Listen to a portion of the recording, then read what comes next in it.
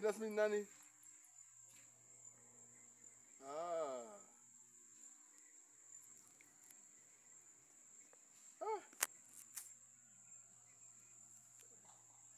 Tumuombe Mungu kama hali ya hewa itakuwa nzuri.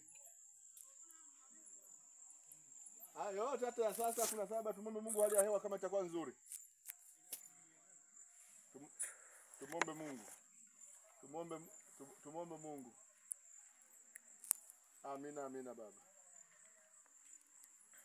Tuko pamoja. Tuko pamoja. Asante sana baba.